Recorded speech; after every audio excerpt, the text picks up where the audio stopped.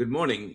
This is Transition Protocol. Today is Monday, the 27th of July, and a lot has happened since the last time we saw you, which was only a couple of days ago. And thankfully, it is moving in the right direction. Uh, we bring you the news that you will not see in corporate media, you will not see in most independent media. We rely upon our own sources and upon our own investigation. And we also rely upon the enormous expertise of my colleagues, one of whom is here with me to break the news to you. His name is Larry Johnson. You know him, you love him. If you like what we do, please hit the subscribe button. Please become a paid subscriber by going to our Substack, and same name, $5 a month, delivers all this news to you inside your mailbox every single week. So please, Larry, go ahead. Hey, thanks, Z. Anybody watching or listening that is familiar with the movie Groundhog Day that starred Bill Murray and Andy McDowell. It was about a weatherman who kept waking up every morning. It was February 2nd. It was always Groundhog Day, the same thing over and over, except each day was slightly different. It was basically the same, but there was always a new twist. And that's what we're experiencing right now with respect to the war between the United States and Iran. As the war continues, but the fighting for now has stopped. And that it is clear that the negotiations, back channel negotiations, using Islamabad as an intermediary, accompanied by Qatar, with the backing of China, is certainly underway. Uh, we got a hint of that yesterday, or in the last 36 hours, when Bibi Netanyahu reported to his cabinet that Donald Trump had demanded, not asked, demanded that Israel pull its troops from Lebanon, Gaza, and the West Bank. Now, you'd say, okay, well, what does that have to do with anything? That means that the very first section, first paragraph of the Memorandum of Understanding that the U.S. and Iran signed on the 17th of June is back in play. And in play in this regard, Iran is telling Islamabad, we have nothing to negotiate with the United States until this MOU is complied with, until it's fulfilled. And that doesn't mean some promise down the line that, oh, yeah, eventually Israel may be withdrawing from those territories. No, they have to withdraw now. And until such time as Israel complies, Iran is not going to make any additional progress or concessions or agreements with respect to the MOU. Their position is quite firm that Israel needs to pull back into its own borders. That's number one. That's in paragraph 1. And the assets of Iran need to be unfrozen now, not at some point in the future. And this is the critical difference in these negotiations. Now, does Iran have leverage in here? And I would argue, yes, it does. And the leverage consists of two elements, actually 3 elements. Number one, Iran has inflicted enormous military damage on the United States in terms of its ability to detect and see incoming threats. Iran, during the first 42 days of the war, destroyed at least 19 radars and or satellite communication systems that were based in Qatar, in Kuwait and Bahrain. Those were the principal areas targeted, some targeting in Saudi Arabia and UAE, but the most of the damage, the most expensive systems were located in Qatar, Bahrain, and Kuwait. So having destroyed those, having forced the United States to effectively debase, to abandon bases that they had invested in. Now, some of this actually occurred before the war, I'll note that the headquarters for the U.S. Air Force connected to the Central Command, CENTCOM, had been based. Their effective headquarters, it was in Al Udeid Air Force Base for more than 20 years. I was there back in 2006. So they had set up what was called a Combined Air Operations Center that monitored all flight activity, all missile activity throughout the West Asia. They closed that. The U.S. military closed that just before 28 February and moved all the forces back to Shaw Air Force Base, which was the nominal headquarters, because they feared, and correctly so, the damage that Iran would do to Al Udeid. But the United States suffered losses of more than approaching $2 billion in radar and advanced satellite communication systems at just that Al Udeid Air Force Base alone. So that's the first point of pressure. The United States has been forced to abandon bases they thought they could stay in. Second, the United States is running out of precision strike missiles. This is something that I initially reported on with not the precision strike missiles, but the Patriot 3, the PAC-3 missiles. I reported on that an article in sonar21.com on March 3rd of this year. So that's more than 4 months ago. And the United States is running into critical shortages of weapons that it has been employing against targets in Iran, particularly along the Persian Gulf, as they try to, quote, degrade Iran's ability to act against ships that are violating the Iranian protocols governing the Persian Gulf Strait.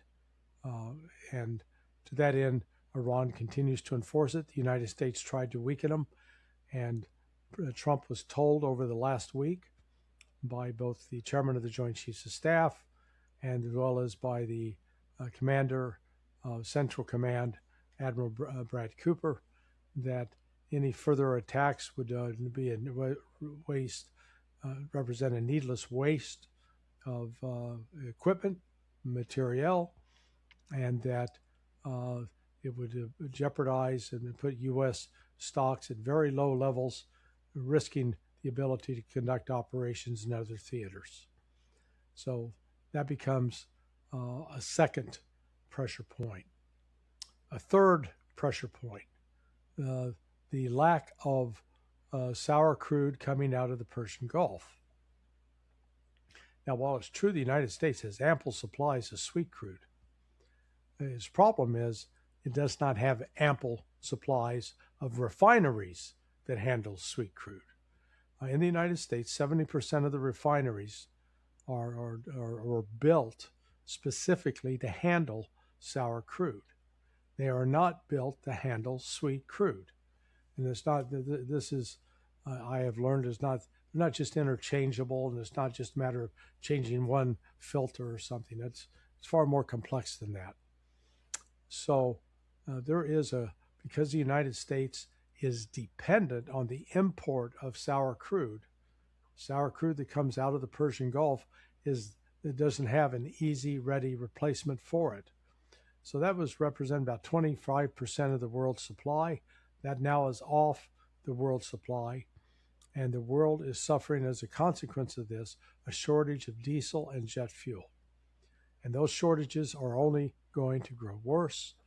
The United States has been able to mitigate that impact so far because they've been drawing down on their strategic petroleum reserve. But as they draw down on that SPR, they are in fact creating even more long-term problems for themselves that are representing the possible destruction of those storage caverns. So, and then there's I initially said I thought there were 3 areas of pressure. There's really 4. And the 4th area of pressure is this. Iran is making its demands and then threatening that if those demands are not met, it will have no alternative but to seek protection by developing its own nuclear weapons capability, which Donald Trump insists is the thing. That's the red line. The United States can't allow Iran to go past that point, but Iran is threatening, reportedly, absolutely to do this. The inflexibility of Iran when it comes to these negotiations is, I think, should not be surprising. It reflects the political will of the people who, during the ceremonies commemorating and venerating the burial of Ali Khamenei, the late Ayatollah, the people shouted for revenge, not negotiation, not conciliation, not concession, but revenge, and the revenge against the West. So far, Trump continues to play political games at home while acknowledging that we're talking to Iran. He is still trying to portray it that Iran is in a weakened position, that Iran is the one seeking the negotiations, seeking the way out, and he'll try to keep up that pretext as long as possible. But it's a charade, it's an illusion, and at this point, Iran is holding cards that it is quite willing to play, and one of those cards represents the ultimate threat. That if faced with no alternative, if the United States continues to insist on attacking Iran, Iran will be compelled to pursue a nuclear weapon.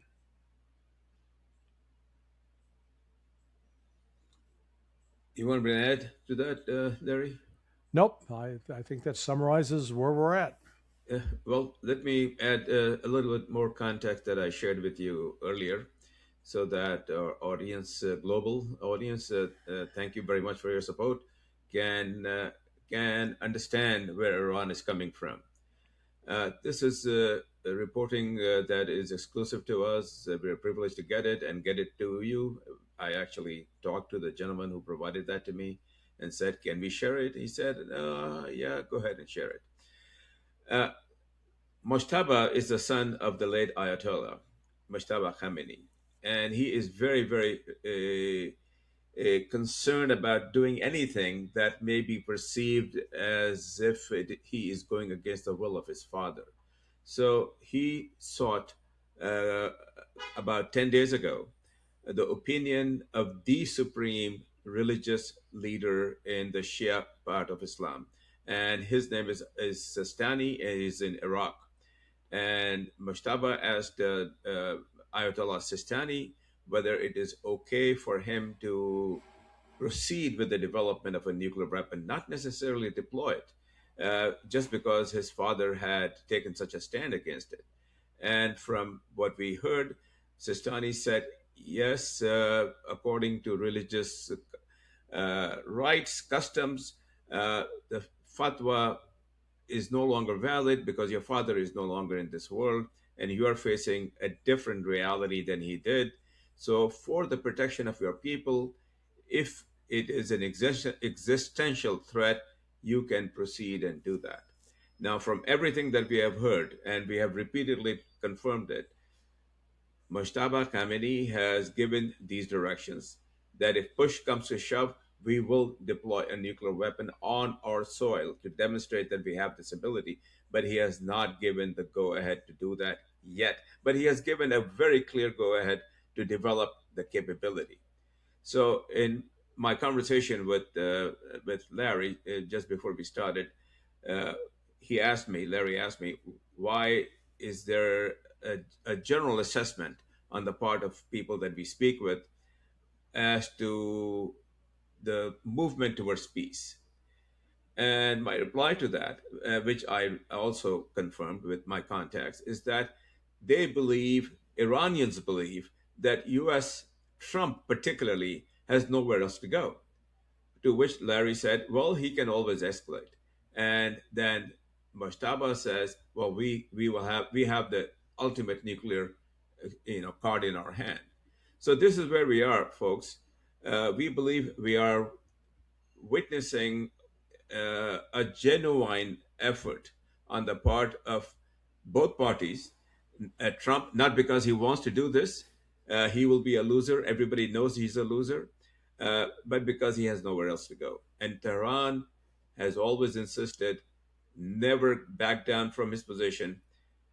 Implement the MOU today, start doing it today, and we will talk about what comes next.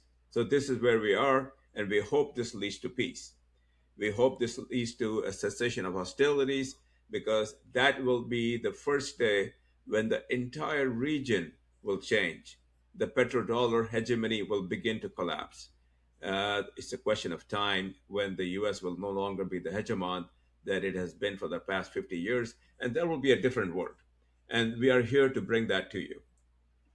Derek? Yeah, well, and I don't think we can underestimate the potential for Trump to continue to do the unexpected and to continue to be swayed by intense lobbying by the likes of Bibi Netanyahu and by the Zionists that inhabit the Washington, D.C. political elite. And this, we're talking both Jewish and Christian Zionists, with Mike Huckabee is a prominent example. We anticipate that there will be no further military action by the United States against Iran, at least through tomorrow, Tuesday, because of the funeral of Lindsey Graham. But it's clear that Bibi Netanyahu is coming to town to make the case that Trump needs to finish off Iran, and this is if Trump listens to that advice, acts on it, it's a suicide pact, because the Iranians have now established themselves as really the preeminent power in the Middle East.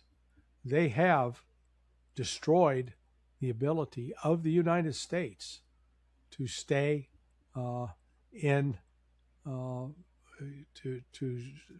stay in their position, which is hanging onto those bases. So plus they have decimated the Patriot, the air defense systems, Patriot THAAD, Arrow Sling, and Iron Dome. So what we're looking at here is if the United States chooses to reignite the bombings and the attacks, in a period of about 2 weeks, the United States, if they continue at a pace anywhere comparable to what they did during the first 2 weeks of the war against Iran, they will potentially exhaust weapon supplies. So instead of dropping JASSMs, which can travel upward up to 1,000 miles, they'll be forced to use what are called JDAMs, which are essentially, they're like the Russian Fab. It's a conventional bomb with wings attached to it that allow it to fly a short distance. In this case, the JDAMs, US JDAMs on average, fly between 30 and 40 miles. Big difference between launching a JASSM, which can, like I said, fly 1,000 miles, because that means you never have to put your aircraft at risk. The other constraining factor on U.S. military operations is the wear and tear on the air refueling tankers. These are not indestructible aircraft at all, and lots of flying, lots of flight hours means maintenance. They're limited in how many flight hours they can go up because of what the crew needs, crew rest. So we're looking at the United States can run into some actual physical limitations of its ability to conduct military operations against Iran. So what we know is Iran is quite confident where it sits, that Trump, as we've seen in the past, is volatile and unpredictable. For the moment, he is taking a passive approach, suggesting that he will give time to let the negotiations work out. But if they don't work out, or if he is convinced by one of his donors that they will never work out and that his only alternative is to attack, he will renew the attack. So the current euphoria that there may be progress should be tempered with caution that uh, just like with the laws of gravity, what goes up must come down. Well, Larry, I totally support that, obviously. Nobody in the world who has any sense can say anything other than what you just said, that Trump is totally volatile. And that is the reason why the world is in this present situation of chaos. But I do want to emphasize that regardless of what he did, the reporting that we received from Tehran is that their nuclear program has actually made a lot of progress in the last couple of weeks on the direction of the supreme leader. Their nuclear capabilities are not impacted at all in terms of what they can do.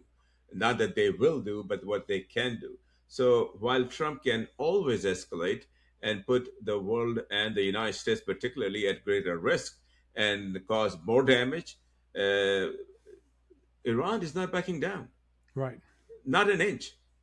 So our hope and prayer is that sanity prevails with Trump, which is a very, very faint hope. But maybe the wind is now blowing in our direction, the direction of peace, and maybe he realizes, or maybe people near him can convince him that you take a few more steps, and then you will be plunging yourself in a suicide attempt to accomplish something that you will not accomplish. Right. Well, I think we've provided a good summary of where we stand right now. In the next 24 hours, you'll be back here tomorrow about the same time with Pepe. And Pepe, we know, is currently pursuing leads in Iran to get a further insight into what Iranian thinking is. Uh, so we recognize that this remains a dynamic process, and the hope is that it is the diplomatic uh, avenue will remain open, and that there will be progress travel along that. But we're also, uh, based upon our experience, know that uh, optimism is no substitute for reality, and that the real world events often intrude. And we will be back with all three of us on Wednesday, hopefully with better news, hopefully with more progress. That would be Wednesday, Pepe, Larry, myself. And the hope is that if we continue on this path today, maybe we would have made substantially more progress. So thank you very much, our global audience, for your support. Please do hit the subscribe button. Please do hit the like button. If you like what we do, please help us continue with this by becoming a paid member for the very small fee of $5 a month. We will deliver every week a security brief inside your mailbox. So thank you very, very much. We shall see you tomorrow with Pepe. Thank you.